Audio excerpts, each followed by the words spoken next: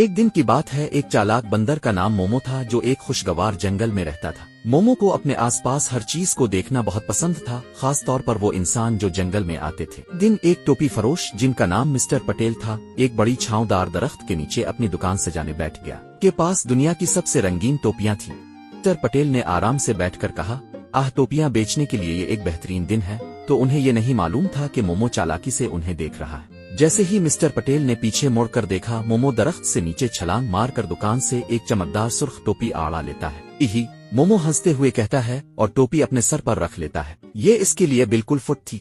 Mister Patel ने पीछे मुड़कर देखा तो वो हैरान रह गए। मेरी टोपी कहाँ गई? उन्होंने हर तरफ देखा लेकिन इसे नहीं पाया। फिर उन्होंने मोमो को देखा जो एक शाख पर झूल रहा था और चोरी की गई टोपी पहने हुए था। बस आओ तुम छोटे चूर, मिस्टर पटेल चला रहे थे, मुझे वो टोपी चाहिए। मोमो सिर्फ हंसा और दूसरी टोपी इस बार एक नीली उठा ली। मोमो पसंद?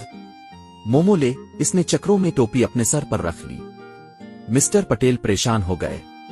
मैं अपनी टोपियां कैसे वापस हासिल करूं? उन्होंने सोचा। फिर अचानक उन्हें एक जबरदस्त ख्याल आया। उन्होंने अपनी अपनी टोपी जो कि एक शानदार पीली थी उतारी और हवा में फेंकी। देखो बंदर, एक नई टोपी, उन्होंने पुकारा। मोमो की आंखें चमक उठीं। ओ मोमो चाहिए। वो नीचे कूद पड़ा और पीली टोपी उठाई। इसे अपने सर पर रखते हुए मोमो ने मिस्टर पटेल की नकल करते हुए कहा, मोमो फेंक। और इसी तरह इसने अपनी सुर्ख टोपी हवा में फेंक दी। अरे, वो मेरी टोपी है, मिस्टर पटेल ने कहा, लेकिन वो मोमो की हरकतों पर हंसे बगैर ना रह सके। ठीक है, देखते हैं कि ये कैसे चलता है। मोमो ने फिर अपनी नीली टोपी देखी और सोचा, मोमो फेंक। इसने भी वो टोपी हवा में फेंक दी, लेकिन वो इसे पकड़ नहीं सका और वो सीधा मिस्टर पटेल के सर पर जा लगी। हाँ, मोमो तुम्हें पकड़ लिया, बंदर ने छेड़ते हुए कहा। मिस्टर पटेल अब दो टोपियां पहने हुए थे।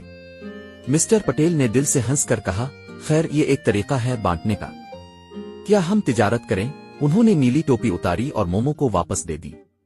मोमो खुश होकर ताली बजाने लगा। मोमो पसंद, और उसने फौरन सुर्ख टोपी नीचे फेंक दी। आखिर में मिस्टर पटेल ने मुस्कुराते हुए अपनी सारी टोपियां जमा की और कहा, तुम एक शरीर बंदर हो लेकिन तुम वाकई चालाक हो। बस याद रखो, बांटना चोरी करने से ज्यादा मजेदार है। मोमो ने सर हिलाया, इसका दिल खुशी से भरा हुआ था।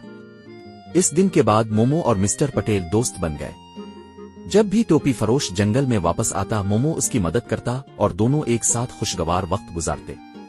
और यूं कहानी का सबक यह है, ये हमेशा बेहतर है कि बांटा जाए और ईमानदारी से खेला जाए, बजाय इसके कि चोरी की जाए और परेशानी पैदा की जाए। और वो सब खुशी से रहने लगे।